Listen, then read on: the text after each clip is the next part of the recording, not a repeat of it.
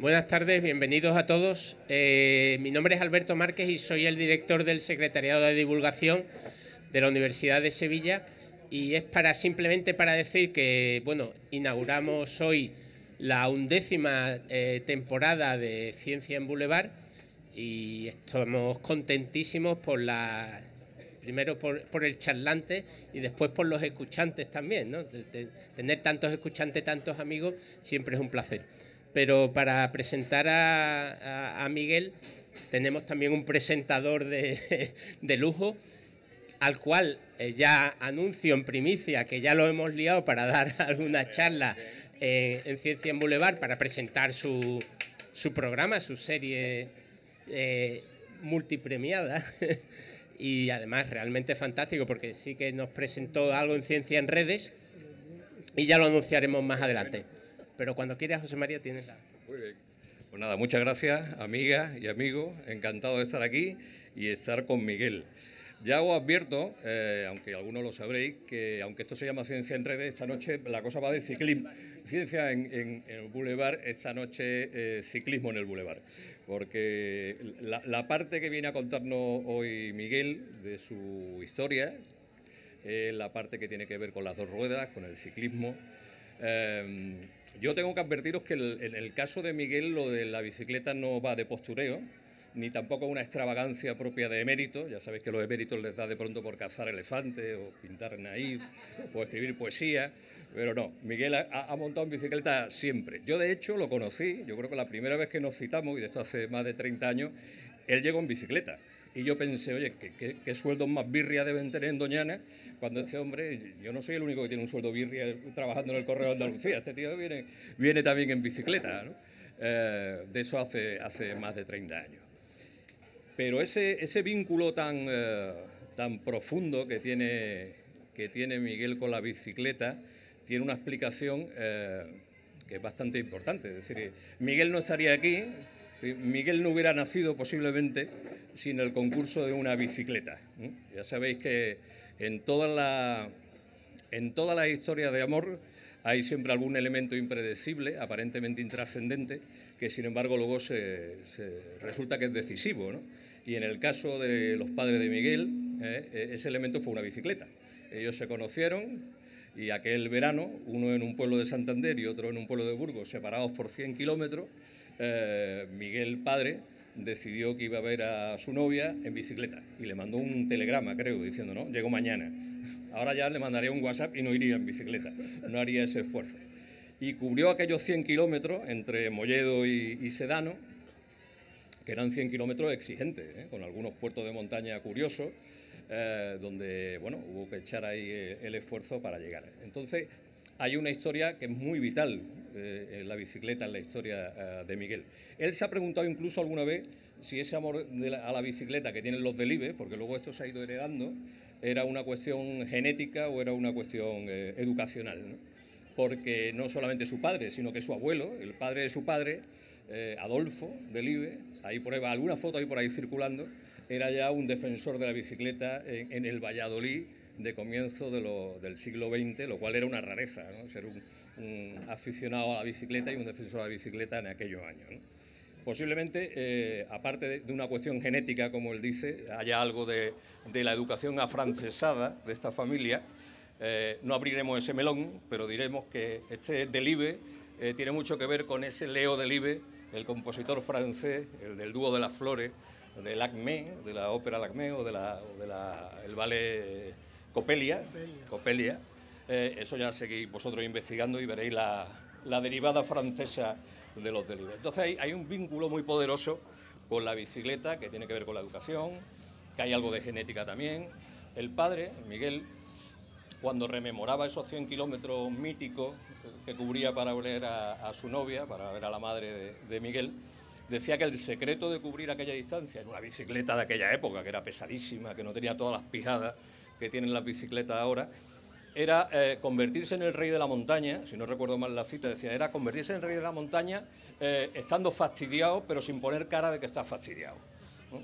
Y eso también le ha heredado Miguel. Yo creo que Miguel, como investigador, como gestor, y como casco azul en el Consejo de Participación de Doñana, casi nunca pone de cara de estar fastidiado, aunque le están fastidiando, ¿no? Eso es una condición que posiblemente venga también de esa manera de entender el subirse a una bicicleta, como decía su padre. Cuaderno del carril bici, que es el libro que nos comenta hoy, es una forma de ver la ciudad desde la humilde atalaya de una bicicleta, ¿no? Yo creo que Miguel observa la ciudad y también se hace preguntas y busca respuestas y reflexiona. A lo largo del libro transcurre un año completo, ¿no? O casi un año completo. Asistimos a cómo cambia la ciudad, cómo pasan las estaciones, cuáles son las personas que pueblan la ciudad que a veces no vemos y otros seres vivos que tampoco vemos y que convivimos con ellos, cómo la naturaleza está mucho más cerca de la ciudad de lo que pensamos, y todo eso está en ese cuaderno del carril bici, que, como digo, es una manera también de ver los problemas que también están en la ciudad y ver las soluciones, porque moverse en bicicleta es parte también de la solución cuando uno está preocupado, por ejemplo, con problemas como el cambio climático. Bueno, todo eso está ahí, todo eso está en esa historia que nació en un noviazgo sin el que la bicicleta no hubiera sido posible. Tan importante es la bicicleta en la vida de Miguel, que cuando se va de vacaciones siempre busca dónde le alquilen una bicicleta. Ya lo veréis en el libro, cómo las busca en las Azores, en Islandia, en cualquier sitio donde alquilen bicicleta, allí está él preguntando en dónde hay una bicicleta. Y hay otro elemento, y con eso termino, que a mí me gusta mucho del libro. No sé si aparece de forma explícita o yo me he creado esa imagen porque de forma implícita flota en los relatos de Miguel, y es que Miguel, cuando cuenta cómo recorre la ciudad, cómo va por el carril bici al trabajo, al entorno de la naturaleza, nos está diciendo que no siempre el camino más corto es el camino más adecuado para llegar a la meta, ¿no? Y eso también tiene mucho que ver con el trabajo, ¿no? Como a veces, para sortear los problemas hay que dar un cierto rodeo, cómo hay que ir con una cierta calma, cómo hay que detenerse, cómo hay que salirse de ruta.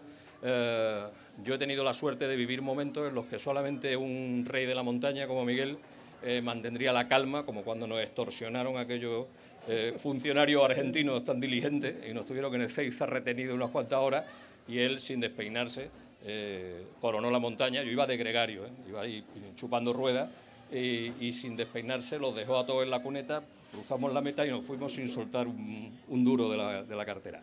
Bueno, todo eso todos esos relatos habitan en ese cuaderno del carril bici, que habla del amor a la bicicleta y de una manera de mirar el mundo desde un vehículo tan humilde, pero al mismo tiempo tan poderoso como una bicicleta, que proporciona felicidad y que teje noviazgo y hace que la gente se case y tenga hijos y todas estas cosas. Miguel, muchísimas gracias por estar con nosotros. Muchas gracias a ti. Muchísimas gracias a Monty, a Chema Montero, que me ha destripado la mitad de la presentación, naturalmente. También me da pie a contar otras cosas relacionadas con la bicicleta. Cuando mi padre iba efectivamente en bici a ver a mi madre, y luego lo contaré, en el año 43, llegaba a lo alto de una cuesta, chillaba él solo en la bicicleta, llevando un atillo de ropa en el transportín detrás: soy el hombre más feliz. Y esto lo seguimos diciendo los hijos y los nietos cuando coronamos una cuesta. Mi padre decía también que había que poner cara de póker subiendo y que así ganaba a todos los amigos, que decían: a Delibes no le cuesta. Que le estaba costando muchísimo, pero disimulaba. Monty dice que a mí también. Yo pongo una cara de moribundo, que no es difícil reconocer que me cuesta y mucho. Y con eso quiero empezar diciéndoles que yo no soy un buen ciclista, ni mucho menos. Que yo soy un hombre que ha andado, que anda, que le gusta la bicicleta, y que un día se me ocurrió que hace 30 años, hace 30 y tantos años, 40 años, ya me movía en bicicleta por Sevilla, con más riesgo que ahora, y que lo podía contar porque era bonito, porque ves cosas curiosas, llamativas, ves la ciudad de otra manera, podía ser interesante para otros, podías estimular a otros a hacerse ciclista, en fin, que podía ser una manera de convencer a los naturalistas para que hicieran bicicleta y a los ciclistas para que se fijaran más en el mundo natural. No esperen entonces en mi libro, en mi charla, grandes historias de ciclismo, pero lo malo es que, como Monty también ha dicho, no las hay de ciencia, con lo cual estar aquí en Ciencia en Boulevard pues es un poco presuntuoso, pero en fin, espero que pueda funcionar.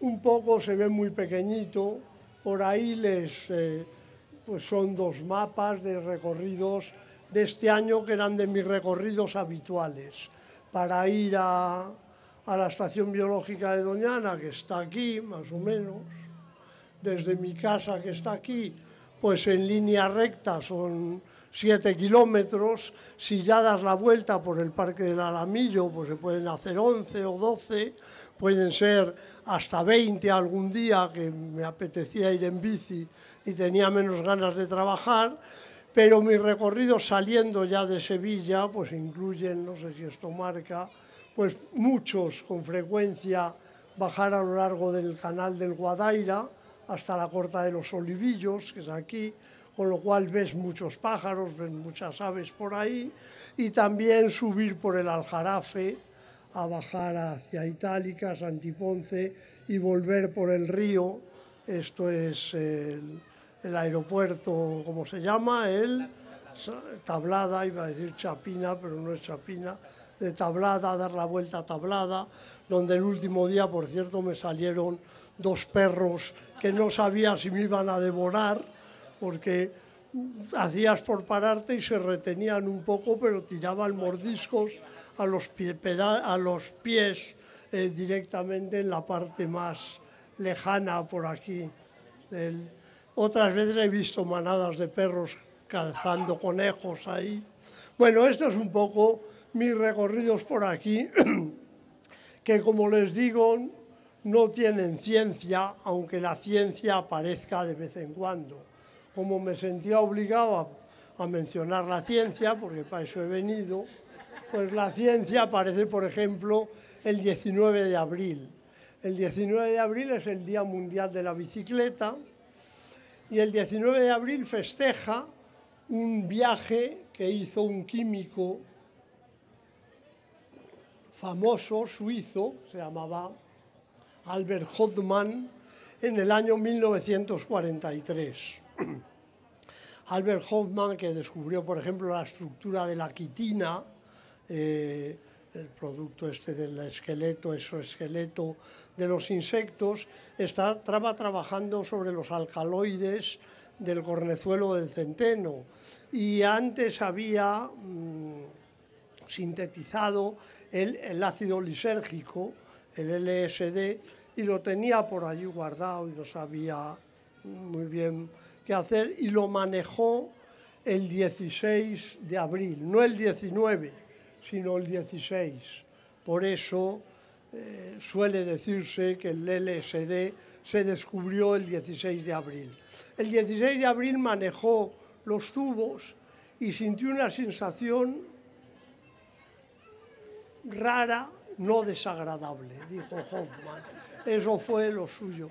Pero le intrigó tanto, como buen científico, que dijo, bueno, a ver si esto me ha colocado un poco, si ha sido manejar este ácido. Dicen los expertos que probablemente no lo había ni siquiera inhalado, que fue a través de la piel, algo que tocó de los tubos de ensayo y a través de la piel le penetró en su cuerpo, que el 19 de abril, 3 días después, hizo un experimento siendo en la cobaya y bebió mezclado con agua una cantidad pequeñísima, no lo pone ahí, pero son 250 microgramos, o sea, millonésimas de gramo. Una cantidad muy, muy, muy pequeña de ese ácido lisérgico que había sintetizado él años antes y lo tenía en su laboratorio. Dijo, a ver qué pasa. Bueno, él luego contó lo que le pasaba, veo mareos, veo colores, me estoy poniendo malo, pensó que se iba a morir. Entonces estaban en 1943, en plena guerra mundial, aunque no en Suiza, pidió a su colaborador en el laboratorio, que le acompañara en bicicleta a casa porque se estaba poniendo muy mal. Y yendo en bicicleta, pues cuenta estas cosas, esto ya es de su escrito. Mi estado empezó a ser peligroso, todo se movía distorsionado, como en un espejo curvo. Creía que no se podía mover y sin embargo iba deprisa en la bicicleta. Llegamos a casa y solo fui capaz de decir a mi acompañante que llamara al médico y que pidiera a los vecinos que me trajeran un vaso de leche. Y también cuenta él, cuando llegó la señora R, dice él, que era la vecina, no era la señora R, sino una bruja malévola con una máscara de colores. Bueno, al día siguiente estaba muchísimo mejor, se encontraba completamente feliz, se reía sin ton ni son, y cuando salió al jardín de su casa le pareció que el mundo se acababa de estrenar, que era distinto, que se había inventado, y escribió sobre el día de la bicicleta. Él dijo algo del día de la bicicleta, que fue el de ese doble viaje ciclista y psicodélico que había protagonizado. Nadie le echó mucho a cuenta y ya en los años 80, o sea, 40 años después, un profesor en Illinois, aficionado al LSD, empezó a celebrar, un profesor de universidad, en su jardín el día de la bicicleta del doctor Hoffman, pero en un jardín privado de una universidad, de un profesor de la Universidad de Illinois. Y empezaron a ir sus estudiantes, pero antes de las redes sociales se corrió la voz de tal manera que empezaron a llegar más y más estudiantes, se hizo fiesta en la universidad y pues del 80 y tantos al 2000 y pico, en 20-25 años, se hizo Día Mundial y se fue conocido en todo el mundo como Día Mundial de la Bicicleta. Bueno, el doctor Hoffman intentó por todos los medios que su invento, el ácido lisérgico, fuera utilizado en psiquiatría, en medicina, porque le pareció que tenía muchas posibilidades de mejorar a los seres humanos. No le gustaba, ni a él se le ocurrió que se usara como divertimento, y de hecho dejó escrito: cuanto más se usa por placer, más lejos está la posibilidad de usarlo en medicina. Pero hace unos pocos años, quizá 10, se ha empezado a usar dosis terapéuticas pequeñas del LSD, que a él le hubiera hecho muy feliz, pero murió a los más de 100 años, hace también como 8 o 10, entonces no llegó a verlo, ¿no? Bueno, también tiene que ver con la ciencia, tras leer a Rosa Montero y su novela sobre cómo es la increíble idea de no volver a verte, sobre Marie Curie, pues ahí aprendí que el matrimonio Curie, que está aquí, había hecho su viaje de novio en bicicletas. La ridícula idea de no volver a verte. La ridícula idea de no volver a verte. Bueno, pues el matrimonio Curie, aprendí ahí, había hecho su viaje de novios en bicicleta, y entonces me pareció maravilloso que mis padres también, de alguna manera, ¿no? Aquí está mi madre en bicicleta, pero mi padre tenía bicicleta, mi madre no, y en su boda o en su preboda se regalaron ella a él una máquina de escribir, de las de entonces, y él a ella una bicicleta, la Velox, que llamábamos todavía de niños porque la conservábamos, ¿no? Evidentemente el regalo de mi madre tuvo más éxito, porque mi padre acabó escribiendo mucho, mi madre no acabó siendo buena ciclista, pero mi padre sí que ha contado en alguno de sus libros de historia, En mi vida al aire libre, que incluye Mi querida bicicleta, como su recién mujer, iba a decir su novia, pero ya estaban casados, en el viaje de novios estuvo a punto de matarse porque no acertaba a frenar en una cuesta abajo en Santander y había abajo un paso a nivel. Mi padre la alcanzó y la sujetó, se cayeron los dos a la cuneta y mi madre ya desde entonces decidió que la bici no era lo suyo. Pero bueno, eso es lo que Monty me ha quitado. Aquí en medio está mi abuelo Adolfo, que con corbata, como correspondía a los hombres de la época, protagonizaba carreras de bicicletas con apuestas a comienzos del siglo XX en Valladolid, en los primeros años del siglo XX. Aquí mi madre, ya he dicho, en el viaje de novios, y aquí mi padre ya mayor con una raqueta de tenis y un perro, porque lo de la bici viene de familia, pero ya os lo han contado. Bueno, ¿por qué salir en bicicleta y por qué escribirlo? Lo tenía que decir, y un poco ya lo he dicho diciendo lo del hombre más feliz, ¿no? Proporciona placer, mejora la salud, ves el mundo de otra manera, que también Monti lo ha dicho. Yo he descubierto otra Sevilla y otros alrededores de Sevilla y otros arrabales recorriéndolos en bicicleta. Ahí cito al empezar una frase de Benedetti: cada ciudad puede ser tantas como amorosos la recorren. Bueno, pues si la recorres en bicicleta será una ciudad distinta que si solo lo haces a pie y, por supuesto, si solo lo haces en coche, ¿no? El ejemplo de Copenhague, que nos mueve para intentar eliminar coches. Alguna vez también es científico lo de contar. A mí en la bicicleta, y lo digo ahí, me da por contar todo. A ver si van más mujeres que hombres en bici. Voy contando, lo voy reteniendo y digo, 37 chicas y 32 chicos. Ganan las chicas, bien. Otras veces pues es al revés. Los que me cruzo al ir y al volver, a ver a qué horas van más, o en qué mes van más, o en qué mes. Pero también contaba de vez en cuando los coches a las 8:30 de la mañana que llevaban un solo pasajero o más de uno, y ganaban los de uno solo, ¿no? Pensaban cuánto mejor sería que fueran en bicicleta, ¿no? Bueno, el ejemplo de Copenhague como ciudad, que donde escribe algunos estudiosos, la gente cuando monta en bici no es por deporte, es un acto simbólico que ayuda a los demás a renovar su idealismo, dice un profesor americano también refiriéndose a Copenhague, ¿no? Bueno, y en parte la lucha también contra el cambio climático, omnipresente en el cuaderno de Carril Bici, en el libro, ¿no? ¿Y por qué contarlo? Pues yo creo que contarlo me ha ayudado a hacerme más reflexivo, a pensar más las cosas, a hacerme mejor observador. Yo me acordaba, cuando pensaba que iba más atento, me fijaba más en las cosas, que mi padre en uno de sus libros de caza antiguos, cuando yo salía a cazar con él a los 15 años, ya muy cansados, volviendo, decía: hasta el chico, que era yo, ha dejado de ser un hombre atento, es decir, un cazador.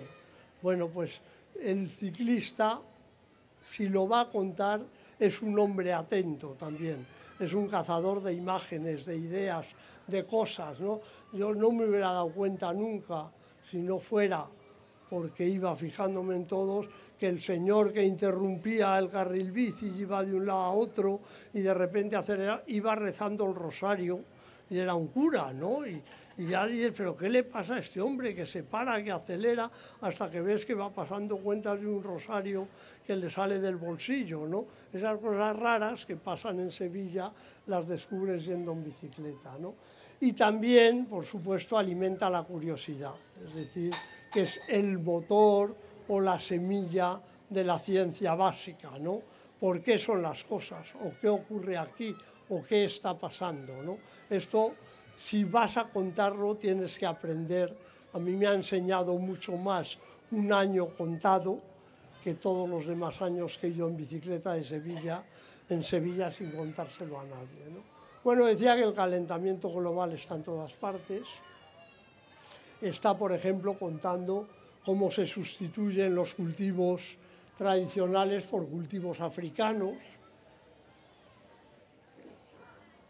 Es algo que uno lee en todos los libros sobre cambio climático, cómo adaptarse, pues habrá que cambiar los tipos de cultivo, pero hasta que lo que creías que era maíz, descubres que no es maíz, y te paras a preguntarle a un tipo que está regando y te dice que es sorgo, que hace años que ya no plantan maíz, porque el sorgo requiere solo 2 riegos en vez de 4 o 5 y requiere menos abono, no te das cuenta que los cultivos africanos ya están en Sevilla, ya están ahí al lado del Guadaira, ¿no?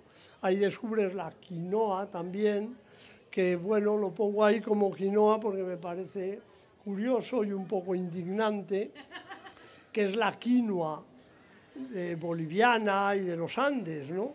Pero la quinoa, los americanos lo escriben quinoa para pronunciarlo quinoa, y los españoles, en vez de usar el nombre latinoamericano, que es español, copiamos el americano y lo llamamos quinoa. Yo lo llamo quinoa, aunque me digan en el supermercado que no saben lo que es o que no debía llamarse así. Y me acuerdo siempre de un famoso mastozólogo que a primeros del siglo XX, Ángel Cabrera, el padre de la mastozología ibérica, contó lo mismo referente al jaguar. El jaguar no es jaguar, es jaguar. En Argentina es el jaguarete, el jaguar. Y los americanos que fueron, los ingleses, oían jaguar y para escribir jaguar lo pusieron con J. Y luego los españoles lo copiamos y empezamos a llamarle jaguar, y ahora nos suena que jaguar es como chulito y es un poco presumido, cuando en realidad es como se ha llamado en España de toda la vida, ¿no? Bueno, las aves migran menos, o lo hacen de otra manera, y hablo de la bubilla, del milano negro, cuento la historia de los isótopos en las plumas de la bubilla. Al fabricar las plumas tienes que poner productos del entorno. Entonces, como en los entornos varían los isótopos químicos de los productos que incorporas a las plumas, analizando las plumas puedes saber dónde se ha formado esa pluma. Las abubillas debían tradicionalmente pasar el invierno en África, pero cuando en Andalucía se analizaron isotópicamente las plumas de 10 abubillas, se vio que 3 no se habían movido de España. 7 habían ido a África, pero 3 no se habían movido de España y habían formado sus nuevas plumas aquí, durante el otoño y el invierno aquí. Bueno, me sorprendió mucho ver milanos negros, que se llama Milvus migrans, milano migrador, el migrador por antonomasia, la víspera de Navidad, el 23 de diciembre exactamente, 7 milanos negros en la marisma, que no se habían ido porque está cambiando el clima y no se van, ¿no? Llegan especies africanas como el elanio azul, que era muy raro antes. Sin embargo, también lo digo, contra lo esperado, en la Esgueva, que es un río de Valladolid, donde nunca había truchas, hay truchas ahora. Todas nuestras predicciones, todos los modelos, son que la trucha, que necesita aguas frías, debe desaparecer, reducir su área de distribución con el calentamiento global. Y sin embargo, en algunas zonas, como la provincia de Valladolid, que no había truchas cuando yo era pescador de truchas, pues sí que las hay ahora. Y ahí, ¿por qué ha sido? Pues porque no las había, porque el río lo secaban en verano, la sequía y los regantes. Han hecho un embalse aguas arriba, sueltan agua en verano para que se pueda regar más, y entonces el río tiene agua oxigenada ahora durante el verano, y las truchas de la cabecera han llegado a Valladolid, ¿no? Es decir, que hay también señales contraesperadas, ¿no? Bueno, cada vez hay menos lluvias, que también se cuenta, más ciclogénesis explosivas. El huracán Joaquín, formado en el Caribe, el año que yo lo estaba contando, cruzó el Atlántico y nos llegaron las rebabas del huracán a Sevilla, ¿no? Los álamos conservan las hojas en Navidad, y también ese año se firmó el Acuerdo de París, donde probablemente se firmó más de lo que esperábamos, pero menos de lo que necesitábamos. Tiempo después podemos decir que no se está cumpliendo, por otro lado, lo firmado, ¿no? Bueno, más sobre CO2, pues por aquello de hablar de ciencia, insisto, ¿no? En el Sedano, en el norte de Burgos, fui en bicicleta en Navidades. Este es el pueblo de Gredilla, al ladito Gredilla de Sedano, a 3 kilómetros de Sedano, y en Sedano, en invierno, está todo apagado, todo muerto, no hay nada verde, no se ve el verde, ¿no? Eso me hizo pensar, y lo cuento, en la llamada curva de Killing, esta que fue considerada la gráfica más trascendente del siglo XX, cuando acabó el siglo XX, ¿no? Bueno, este señor Killing, aunque se sabía, bueno, os digo ahí, que el CO2 debía estar aumentando en la atmósfera porque estábamos quemando carbón y petróleo, y se sabía que debía tener repercusiones globales, ya una mujer lo había dicho en 1856, aunque enseguida se la olvidara, es una de las mujeres que se ponen de ejemplo de mujeres olvidadas en la historia de la ciencia, ¿no? Solemos hablar de Arrhenius, de un sueco que dijo lo mismo 20 y tantos años después. Ella lo había dicho antes, pero a todo el mundo se le había pasado inadvertido, ¿no? Pues aunque se sabía todo esto, nadie había medido el CO2 en la atmósfera. La idea de los expertos entonces, climatólogos o atmosferólogos, era que debía variar mucho, que subiría y bajaría con un patrón más o menos irregular y que no era interesante medirlo, ¿no? Y fue este señor, Charles Keeling, el que se empeñó en medirlo en Hawái en 1958. Le autorizaron a hacerlo, pero no les parecía a nadie que fuera muy serio, ¿no?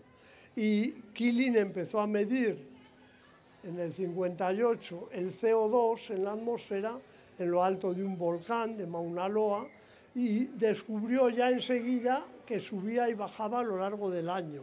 Es decir, que tenía un patrón, era este patrón, más o menos. Años después se dio cuenta de que aunque subía y bajaba, cada año subía un poquito más y bajaba un poquito menos. Es decir, que estaba aumentando el CO2 en la atmósfera. Y aún así, 2 años después de empezar, en 1960, la National Science Foundation, para que vean que los científicos no somos tan listos, o no son tan listos, decidió dejar de apoyarle porque sus mediciones eran pura rutina. Eso no era ciencia, era otra cosa, era medir algo que iba a ser siempre más o menos lo mismo. Bueno, la National Science Foundation no acertó en ese caso, ya digo que es la gráfica más relevante del siglo XX, y esto es un poco lo que descubrió Keeling, que es que esto ya es en los últimos años, del 2006 al 2022, más o menos, desde el comienzo, desde que él empezó a medir, que eran 300 y pico partes por millón, hemos pasado a 100 partes más, es decir, a un 25% de aumento lineal, ¿no? de 300 a 400, pero además sube y baja a lo largo del ciclo anual. Es decir, sube en otoño-invierno, invierno-primavera, y baja en verano. ¿Y por qué sube? Porque en el hemisferio norte, básicamente, se han caído las hojas, no hay actividad, hay muy poca actividad biológica y se ha liberado el CO2 a la atmósfera. Cuando empiezan a salir hojas, a crecer, empieza a absorberse CO2 y baja. Y un poco se dijo entonces la Tierra respira, y fue uno de los primeros síntomas de esa dinámica global que hoy reconocemos como ciencia de la globalidad, pero que en aquella época no estaban los científicos maduros para adoptarlo, y solo se lo creyeron, lo adoptaron los hippies. Los hippies empezaron a hablar de Gaia, de Gea, de la Madre Tierra, todavía en el año 2002 o 2003. Yo escribí un artículo sobre esto para un libro que editaba el Consejo Superior de Investigaciones Científicas, en concreto el Museo Nacional de Ciencias Naturales, y me pidieron que quitara la referencia a esta respiración global porque no era científica. Y yo lo tuve que defender con fuerza porque parecía hippie defender esto cuando en realidad los hippies se habían adelantado a los científicos en la interpretación del fenómeno, ¿no? Bueno, seguimos. Bueno, también en el libro se registran unas especies que aumentan, y las que se van, que no sé muy bien a qué tiene que ver, no sé por qué he puesto ese título, pero lo cierto es que también cuento una visita a los Ancares lucenses, por ejemplo, que los osos pardos, que yo había ido a los Ancares en los años 70 del siglo pasado, no solo a censar urogallos, sino a espantarlos para que no los mataran los cazadores. Habíamos tenido un incidente con Fraga Iribarne, que iba a cazar un urogallo y le espantó uno de nuestros amigos, lo detuvieron, en fin, fuimos a sacarle de la cárcel en Lugo en su momento. Bueno, el urogallo se ha perdido en esa zona de los Ancares, pero cuando estuve de viaje en los Ancares a dar una conferencia, vi que los osos que no existían en aquellos años 70 ya habían aparecido y eran comunes, y también los rebecos y las cabras monteses, es decir, que hay especies que se estaban recuperando y también está contado, pero hay una cierta trampa en algunas recuperaciones en los países ricos. Los países ricos estamos recuperando bosque, recuperando algunas especies a costa de destruirlo en otros sitios. Es decir, estamos generando una deuda ecológica en otros sitios. Si exportamos el maíz o exportamos el aceite de palma que se produce en Indonesia, pues no necesitamos destruir selva aquí. Podemos presumir de que aquí estamos recuperando el bosque a costa de que nosotros mismos lo gastemos en otros lugares, ¿no? También en las marismas del Guadalquivir se están expandiendo los moritos, un ave que había desaparecido, y respecto a esto pues hay alguna anécdota divertida que creo que cuento en el libro también, en un patronato de Doñana, donde mucha de la gente que va o que iba pues no conoce mucho la naturaleza. Como los moritos habían desaparecido del todo, empezaron a aparecer poco a poco, y en un mundo tan complicado como Doñana, pues hay gente a la que no le gusta mucho que algo mejore, porque tiende a catastrofista. Si algo mejora, es decir, no irá tan mal, ¿no? Entonces, cuando los moritos empezaron a aparecer, los responsables del parque querían presumir de que las cosas mejoraban porque había moritos, y otros de que no podían mejorar porque era metafísicamente imposible que nada mejorara en una Doñana amenazada, ¿no? Entonces, había pocos moritos en Doñana, pero se produjo en el patronato al que yo asistía una discusión divertida en el que el director del parque decía: cada vez hay más moritos y se van a reproducir, y un ecologista, o bueno, en aquel caso era científico, decía: eso es imposible, porque es imposible que los moritos vuelvan porque Doñana está peor que nunca. Y el otro decía: se reproducirán. Y ya el científico dijo: pero ¿acaso tú has visto copular a los moritos? Y entonces yo me fijé en la cara de perplejidad de los miembros del patronato, que son ministros, alcaldes, representantes de sindicatos, de universidades, de que alguien estuviera intentando ver copular a los moritos, y no tuve por menos que interrumpir la discusión y decirles: advierto que los moritos son unos pájaros, no tienen nada que ver con otros moritos. Y hubo una sensación de alivio porque aquello estaba desbarrando respecto a la... Bueno, pues los moritos copulaban y en efecto ahora hay miles y miles de moritos que están en gran parte de España. Que haya más moritos, como otros cambios en la marisma, puede tener que ver con los cangrejos americanos, que han cambiado toda la dinámica de las marismas y de Doñana y también de otras zonas húmedas en España, ¿no? A este respecto, le había dicho a Miguelito Clavero, que estaba por ahí, que había puesto una foto suya, una imagen suya de un trabajo suyo, de cómo el cangrejo autóctono se fue haciendo raro por sobreexplotación, que no era autóctono, que luego que era italiano, y al hacerse raro se trajeron los americanos que lo sustituyeron, ¿no? Bueno, como se retroalimentan se sustituyen por retroalimentación generada por los humanos, por retroalimentación económica, digamos, ¿no? Pero en las marismas son muy importantes ahora los cangrejos americanos y no está claro cómo se tienen que gestionar. De hecho, se prohibió su captura por todos los medios y, entre otros, Miguel Clavero dijo que podía ser peor, porque al menos capturándolos se limitan los tamaños de población y que podría ser una mala decisión, una especie que aumenta mucho, que es invasora de este tipo, intentar no controlarla de ninguna manera, ¿no? Bueno, algo de esto de los cangrejos aparece también entre las historias.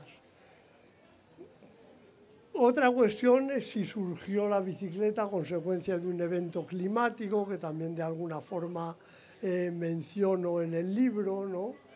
Pues la erupción del volcán Tambora en Indonesia es la más grande probablemente de las registradas en periodos históricos, de las que se han contado, ¿no?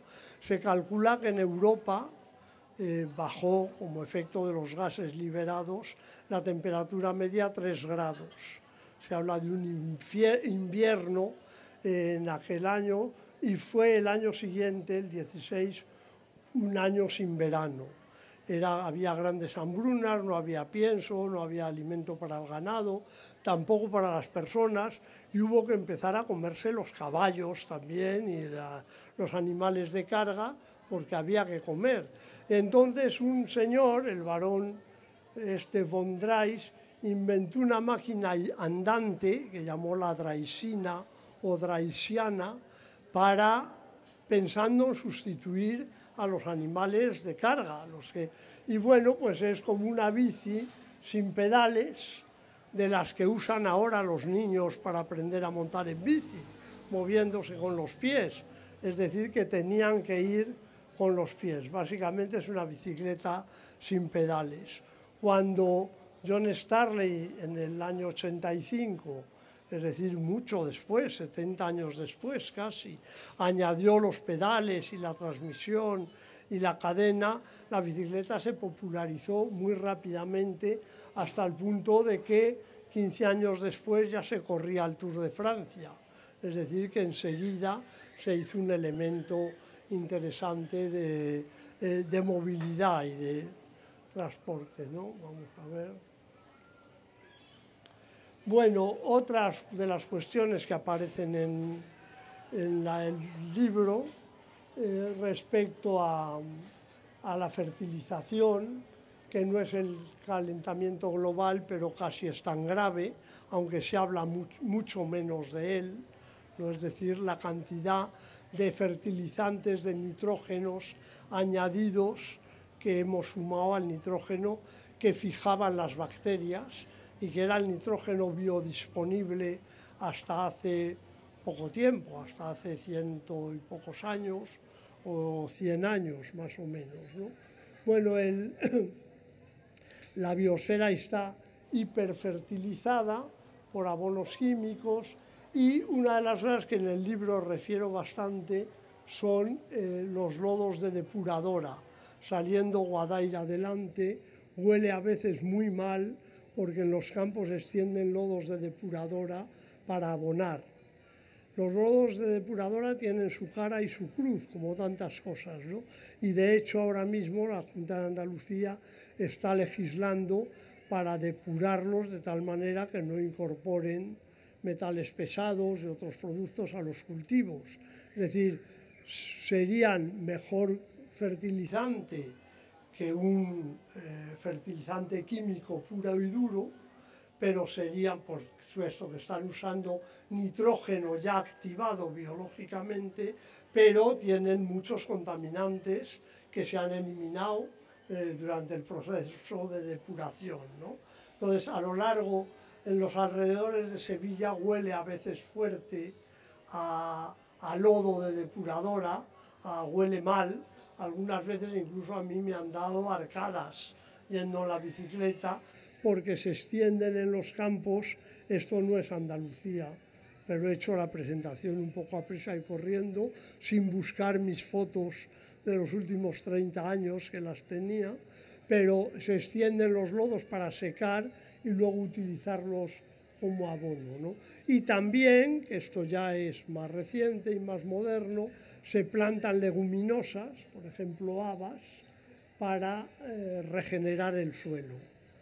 Yo la primera vez que vi un campo de probablemente cientos de hectáreas, pues era, no lo sé, pero como 50 metros de ancho y 4 kilómetros de largo, sin muchas hectáreas plantado de habas, me quedé sorprendido, ¿no? Y decía, ¿y para qué querrán tantas habas? ¿Qué van a hacer por las habas?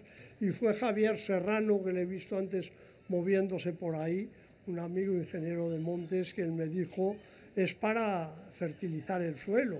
Las habas, como otras leguminosas, tienen nódulos en las raíces, con eso fijan el nitrógeno, ese es nitrógeno del aire inactivo, fijado biológicamente por los nódulos de las leguminosas, y luego, y efectivamente así ocurrió, aran el campo con habas y todo, no se recogen las habas e incorporan al suelo no solo los nutrientes de las habas, sino el nitrógeno que han fijado en las raíces, ¿no? Bueno, al margen de ello, tras las discusiones, era que se plantean en el libro es asumir las propias contradicciones. Cuento como en Doñana, hace 40 años, o 30 y tantos años, no nos gustaba el arroz.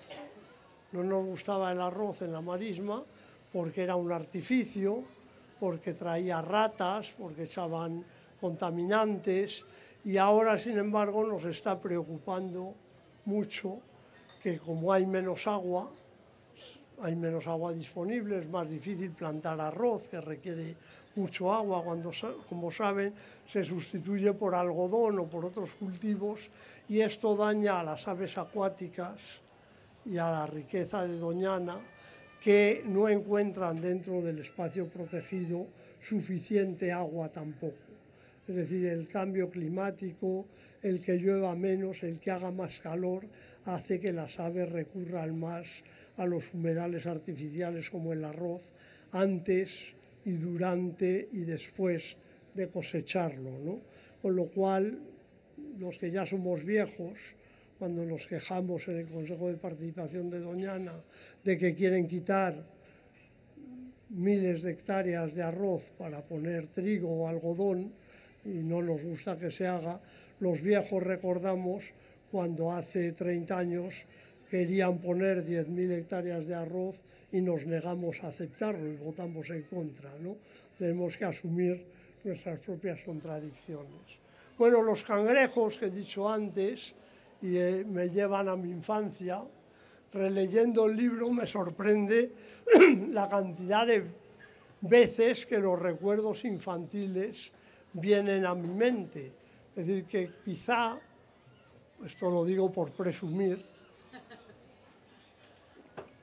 el uso frecuente de la bicicleta te rejuvenece, al menos mentalmente, ¿no? Te hace más joven. Aquí me acuerdo de algunas cosas, ¿no? Los bolas de los plátanos de sombra, de los árboles con sus pinchitos, ni que decir tiene que los he visto desde que soy niño y hasta ahora, pero hasta no verlos aplastados en el carril bici de Sevilla, no me acordé de que los usábamos como polvos pica pica de niños en Valladolid. Es decir, que uno de nuestros juegos perversos era machacar una bola de estas de los plátanos, agarrarlo y metérselo por la camisa a un compañero de clase, ¿no? En los polvos pica pica, bueno, esto viene, lo recuerdo porque voy en la bici, porque los veo aplastados y también probablemente porque voy a contarlo, ¿no? Los rosarios hechos con los huesos del cinamomo, de las melias. Esto que se cuenta, que el cinamomo tiene un hueso muy duro y que se hacían con él rosarios, yo lo recuerdo de mi infancia. Lo recuerdo de mi infancia e incluso en el colegio de frailes uno de los castigos era arrodillarte sobre un rosario de estos huesos de melia que son muy duros, ¿no? Pero de esto te acuerdas también cuando vas en la bicicleta y ir varios en la misma bicicleta. De niños en Valladolid hacíamos concursos a ver cuántos podíamos subir en una sola bicicleta circulando. Llegábamos a ir 7 niños en una bicicleta. Esto lo recordé más en Marruecos, cuando veías hasta 3 chicos o 3 chicas yendo en la misma bici a la escuela, porque van por ahí, ¿no? El segar, el trillar, la fenología, cuando aquí veo segar el trigo en abril, y me acuerdo de que en Burgos trillábamos en agosto, y muchas veces en mediado agosto todavía no estaba el trigo maduro, te das cuenta de la diferencia fenológica entre el norte y el sur de España. El olor del Campo Grande, que es el parque de Valladolid, que recuperé aquí yendo en bicicleta, y creo que son las acacias, las que en una pequeña época que tienen unas flores verdes inconspicuas, huelen como el Campo Grande cuando yo era niño. Y luego que la bici se cae, algo que yo descubrí a los 3 años o 4, y que Einstein parece que ya sabía, porque es una frase célebre de Einstein en una carta a su hijo, que le dice que en la vida tiene que estar en continuo movimiento y si no se caerá. Bueno, a mí me parece que me acuerdo, pero debe ser que no, que me lo contaban mis padres y me he inventado el recuerdo, ¿no? Pero aprendí a montar muy joven, decían que a los 3 años. Ahora con estos bicis como la Draisenia, esta del Varón, sin pedales, los niños aprenden muy pronto también. Pero yo aprendí muy joven, muy pequeñito, y me bajaba de la bici, la dejaba de pie, me iba y la bici se caía naturalmente. Y yo pensaba que algo había hecho mal, la volvía a poner de pie, me iba y se caía y acababa llorando de que la bici no se sostuviera en pie, ¿no? Bueno, esto yo, insisto, creo que me lo han contado, pero yo creo recordar, me invento el recuerdo de mi desesperación porque la bici no se mantenía en yesta, ¿no? Bueno, otra de las cosas que me llamó la atención y también me acordé yendo en bicicleta por aquí, por Sevilla, en concreto en la Cartuja, es como el ciclista en momentos en que percibe un cierto riesgo va pendiente de la mirada del que lo provoca, en este caso del coche o del conductor del coche como enemigo. Yo no me había dado cuenta suficientemente hasta que un día, yendo por la Cartuja hacia el trabajo en la estación biológica de Doñana, me di cuenta de que una mujer iba con un coche muy grande buscando aparcamiento. Iba así mirando y la iba yo mirando a los ojos para ver si me miraba ella a mí, y me veía, y me di cuenta de que no, y cada vez más despacio, y cuando pasaba a su altura descubrí un hueco, giró y me atropelló. Ella iba muy despacio, iba buscando hueco, yo iba muy despacio para no caerme al suelo y que me pudiera golpear más, me tiré yo encima del capó, pegó a la bicicleta, pero yo me quedé así, con el espejo en medio, con la señora, y me dijo, muy azorada, claro, la pobre, perdone, perdone, no le había visto. Digo, ya lo sé, si no me ha mirado, tiene que mirar. Bueno, En esa ocasión me acordé de cómo los etólogos, los que estudian el comportamiento animal, saben que las presas miran a los ojos al depredador cuando no han huido para saber si les ha descubierto. Alguna vez os habrá pasado, les habrá pasado a muchos de ustedes, van caminando y en el mismo momento en que ven un conejo, un pájaro, dicen, me ha visto al tiempo que yo le veía a él y ha salido corriendo. No, él estaba mirando y en cuanto ha visto que fijas los ojos en él, dice, ya me vio y sale corriendo, ¿no? Bueno, esto en tiempos estudiábamos las distancias de huida de iguanas en México y nos dimos cuenta de eso y entonces nos teníamos que poner un antifaz dejando solo una rayita para que la iguana no nos viera los ojos.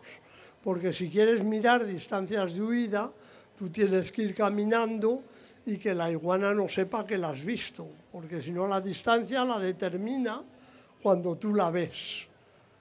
Huye cuando tú la ves, no cuando ella se siente en peligro cuando la ves, porque lo sabe, ¿no?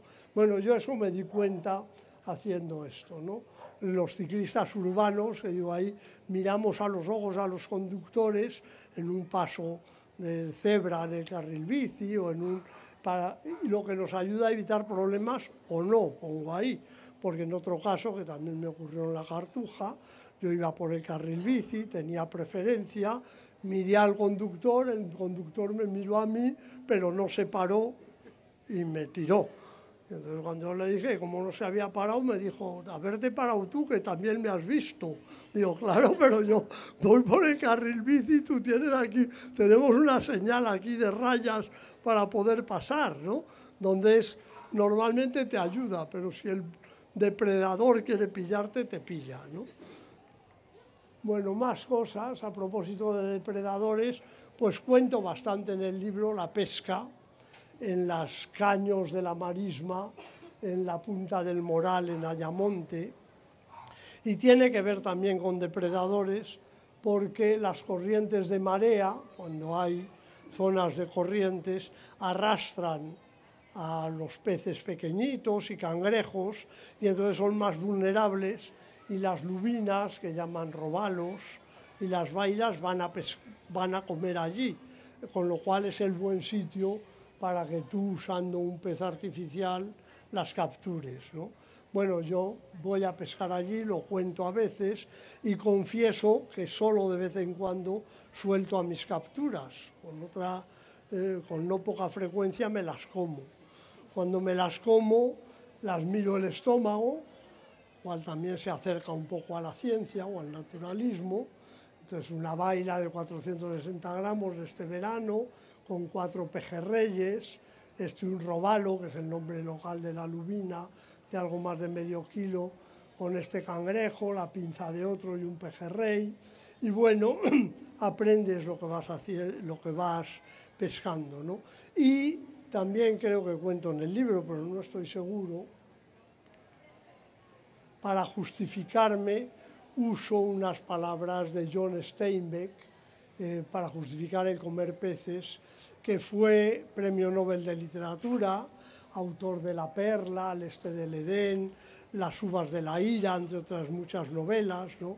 Y también una que se llama Un libro de viajes por el mar de Cortés, que es una expedición oceanográfica, porque era naturalista marino, por el mar de Cortés entre la península de México, de Baja California y México continental, ¿no?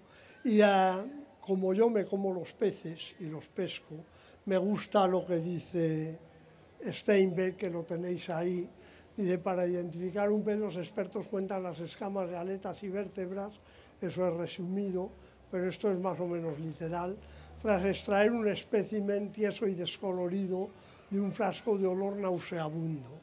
Yo prefiero conocer otra realidad, saber si tira fuerte del anzuelo, cómo salta dando coletazos en el aire, cuál es su color, cómo huele y qué sabor tiene cuando lo cocinas.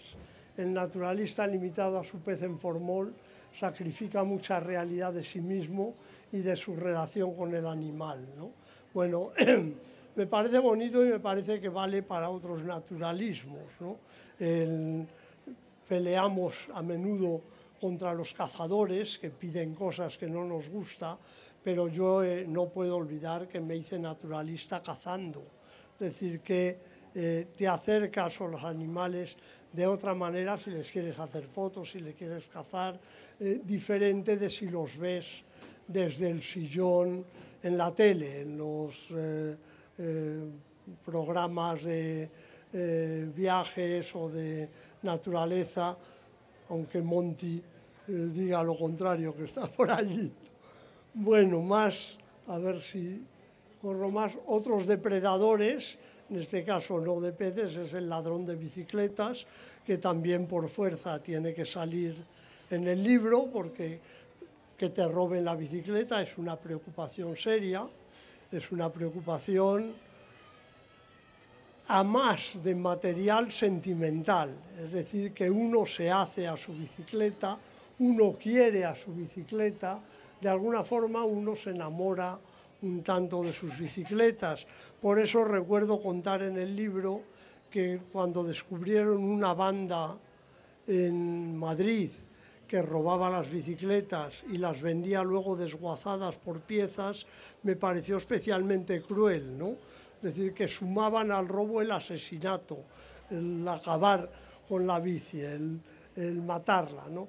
Bueno, a mí me han robado media docena de bicicletas, supongo que casi todos en Sevilla las han robado.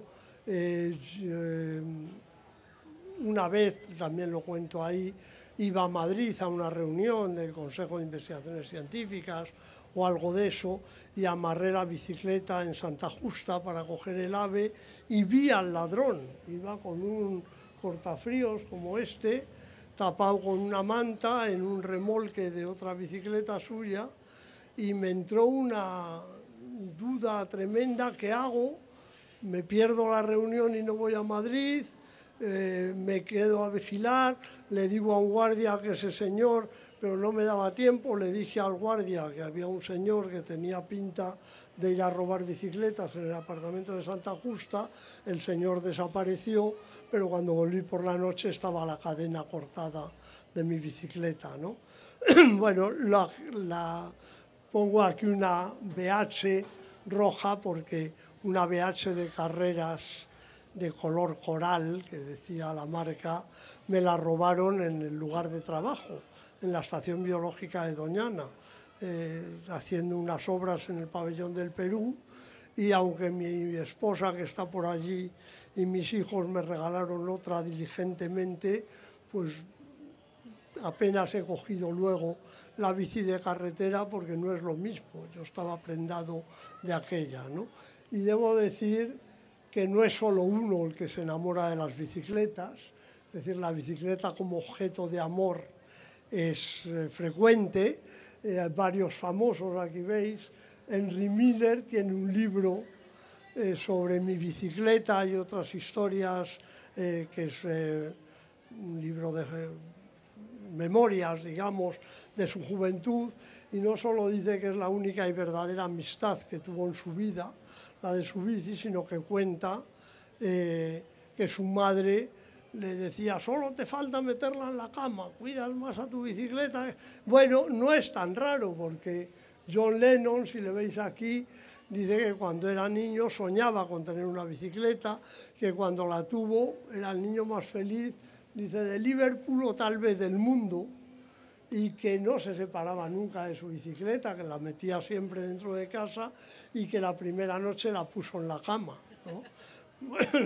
Y aquí Mick Jagger cuenta algo también de su bici de juventud, y esa es una foto dedicada al hombre que le arreglaba la bicicleta cada vez que la llevaba. Es decir, que el amor por la bicicleta es extendido.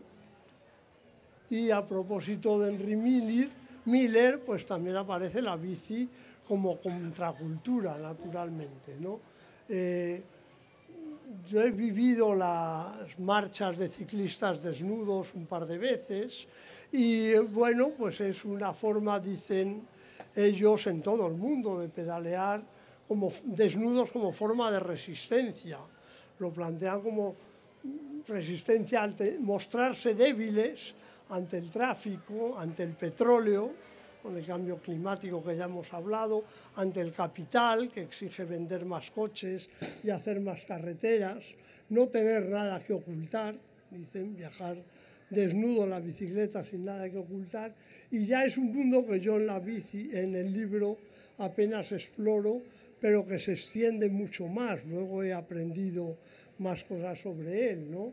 Hablando de Henry Miller, pues se ha hablado de si la bicicleta es un símbolo femenino en lugar del coche, que es más potente, penetrante, y la bicicleta es más receptora, más suave o más femenina. Se habla incluso de que la bicicleta favorece la sexualidad de las mujeres, y hay estudios sobre el porcentaje de mujeres que dicen haber sentido un orgasmo montando en bicicleta, y en cambio la bicicleta perjudica la sexualidad de los varones, y hay estudios de varones que dicen que su potencia sexual se ha visto afectada por la bicicleta. Yo recuerdo que cuando fui una vez que me hicieron unas pruebas de la próstata, le dije al médico: oiga, he leído que montar en bici es malo para esto, y yo monto mucho. Y me dijo: hombre, es malo si está usted malo, si está usted bien, no. O sea que vamos a mirarle la próstata antes de decir si es bueno o malo, ¿no? Eso no le va a enfermar, ¿no? Bueno, creo que ya voy terminando.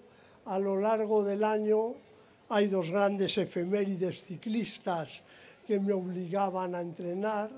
Una era el desafío del Canal de Castilla.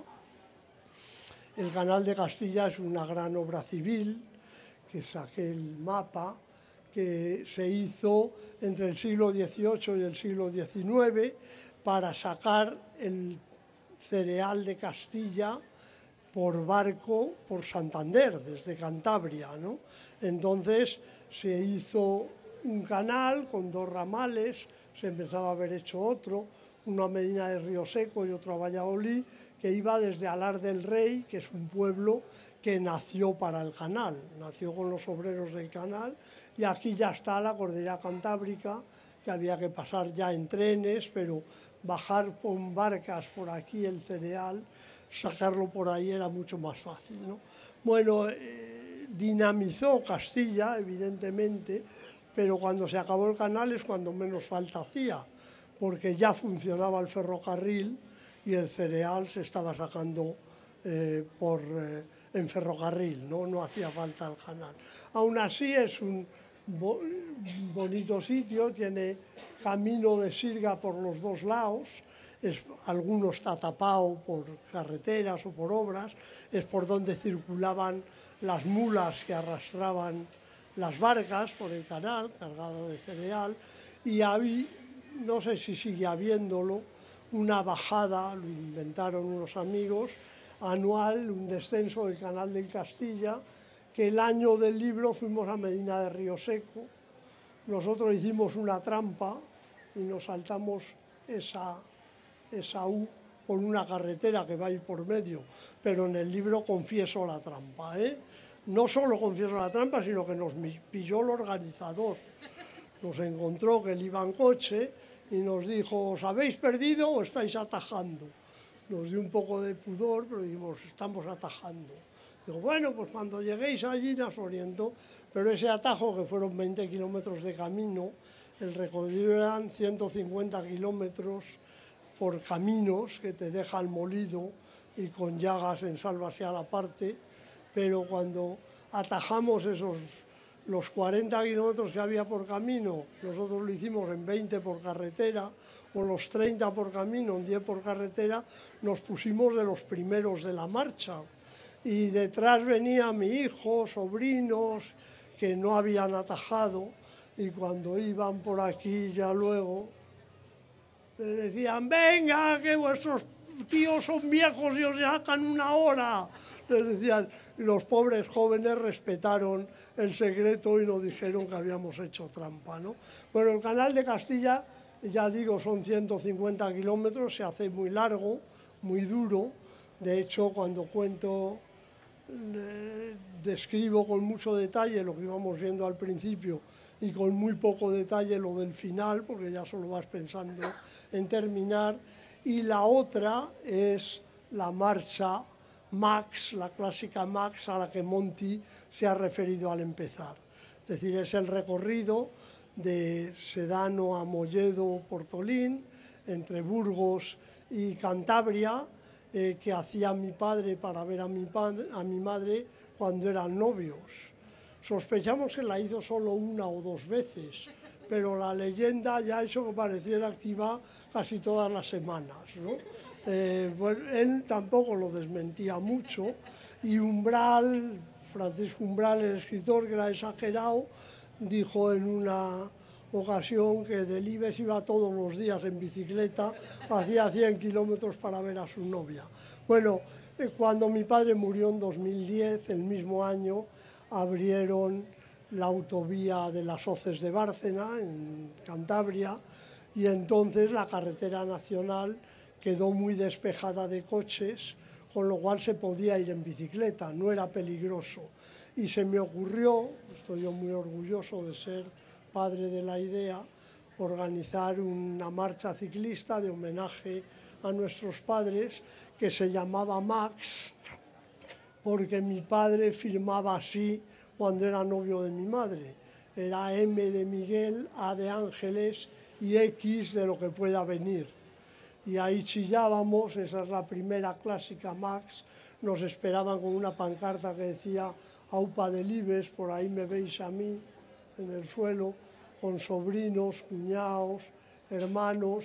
Nos esperaba parte de la familia antigua de mi padre de Santander, de Molledo Portolín, con esa pancarta, y esto lo seguimos celebrando, aunque yo hace unos años que no he ido. En el libro, releyéndolo para hoy, sí que notaba que cuando se pasa el desafío del Canal de Castilla y la clásica Max, empiezo a salir menos. Sin querer, notas que ya has cumplido con el año ciclista y sigues yendo a trabajar, recorriendo Sevilla, pero esto de decir, me voy a los Arrozales y hago 75 kilómetros, pues estos son todo antes de la clásica, después ya es harina de otro costal, ¿no? Bueno, ya terminando, uno de los temas que sale más es el paseo de Marqués de Contadero, por donde iba a trabajar todos los días. Me pillaron las obras del paseo, me pilló todo el polvo que había que respirar cuando te metían por el carril bici en un huequito estrecho y estaban puliendo cosas o haciendo obras detrás de una pequeña tapia, ¿no? Y es de las cosas que en el libro me enfadan, ¿no? Que Sevilla es la que queremos. En el río hay piragüistas, hay ciclistas. Hoy cuando venía muchísimos paseantes, que nos hemos visto, iba mucha gente andando, caminando por hacer ejercicio. En Chapina hay muchísima gente andando por una cinta de árbol a árbol, merendando, haciendo de todo, y la alternativa es poner bares o poner zonas de flamenco que no han llegado a funcionar probablemente por la crisis, porque no ha habido suficiente iniciativa empresarial para llenarlo, pero realmente el día que dejemos de ir por la dársena en bicicleta porque está lleno de terrazas, Sevilla habrá perdido algo, ¿no? Y ya la última creo que sí que es el final del todo, para terminar con Doñana. En 2016, acabo en febrero el libro diciendo que Doñana está seca y que el año 2015, que es el que he reflejado, ha sido muy pobre en agua, haciendo justicia al calentamiento global. Hoy está más seca todavía, con este ya son 12 años los que llueve en Doñana, menos de la media, menos de lo que debía llover, es decir, son 12 años de sequía, y además se está extrayendo agua, si no cada vez más, desde luego no cada vez menos, para urbanizaciones, para regadíos y tal, con lo cual urge que tomemos medidas urgentes y que las tomemos entre todos para cambiar esto, ¿no?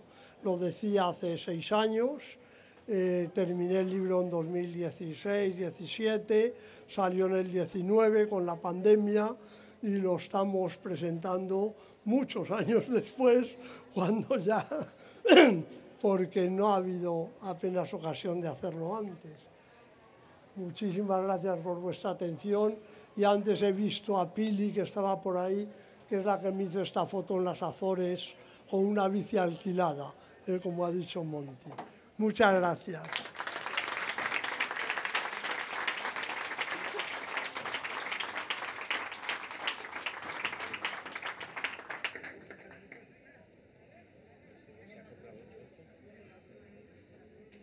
Muchas gracias. Muchas gracias, Miguel. Vamos, tengo que decir que el libro da una profunda envidia a los que no somos biólogos, ¿no? Porque yo cuando voy por con el carril bici digo, mira una paloma, mira un pájaro.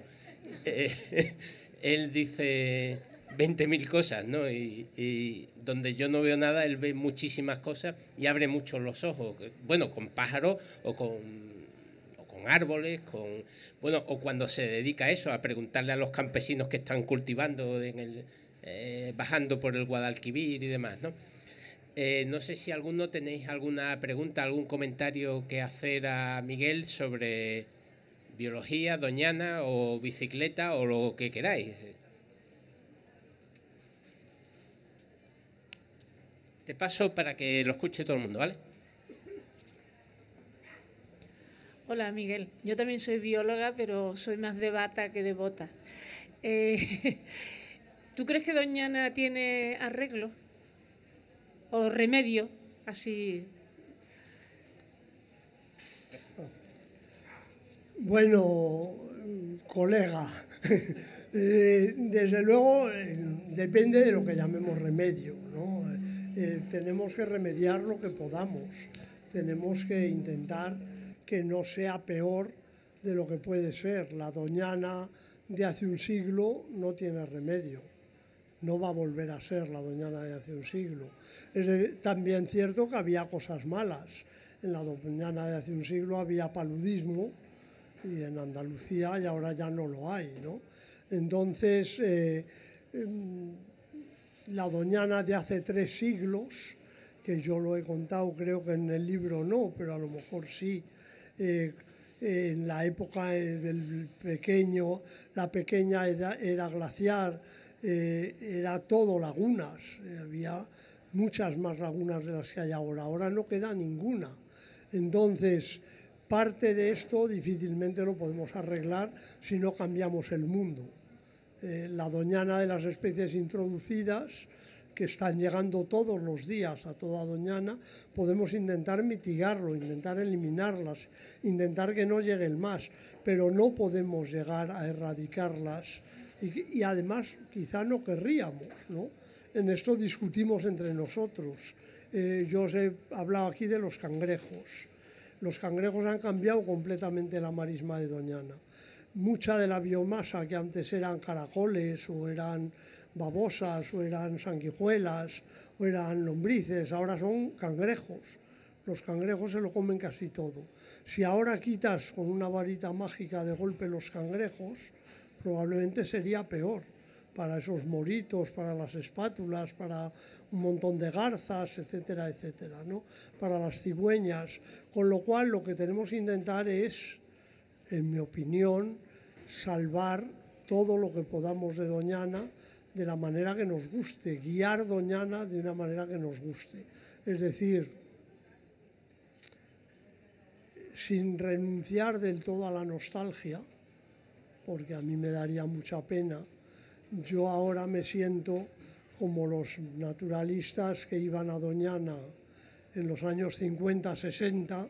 Me estoy acordando de José Manuel Rubio, un geógrafo de Valladolid, que vino a Doñana con Valverde y luego ha sido catedrático muchos años en la Universidad de Sevilla.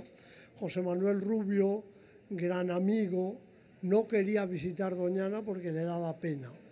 En 1975, que a mí Doñana me parecía maravillosa, a él le parecía que ya no era lo que tenía que ser, ¿no? Él tenía la Doñana de 1955 en la cabeza, ¿no? Bueno, yo que tengo la del 75, me cuesta verla ahora, me cuesta mucho verla ahora, pero ahora, a más de los fenómenos globales que nos superan, las especies introducidas contra las que tenemos que luchar, está sufriendo de problemas locales. Si en 12 años llueve poco, pero además cada año sacamos mucha agua para regar o para las urbanizaciones, Doñana va a estar peor. Los expertos de la Confederación Hidrográfica dicen, bueno, no está muy mal para el año tan seco que tenemos.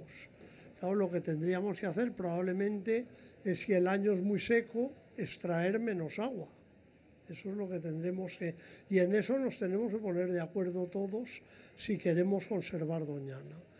Doñana sigue siendo un lugar que al que lo ve por primera vez le parece maravilloso. Cuando nos visitan algunas comisiones por ahí, les parece que se hace mucho esfuerzo por cuidarlo bien. Pero Doñana ahora mismo está más seco de lo que ha estado nunca, probablemente, por lo menos en 300 años, ¿no? No sé antes. Entonces, tenemos que intentar ponernos de acuerdo para salvar lo más posible y que la Doñana que vean otros les siga pareciendo fantástica, ¿no?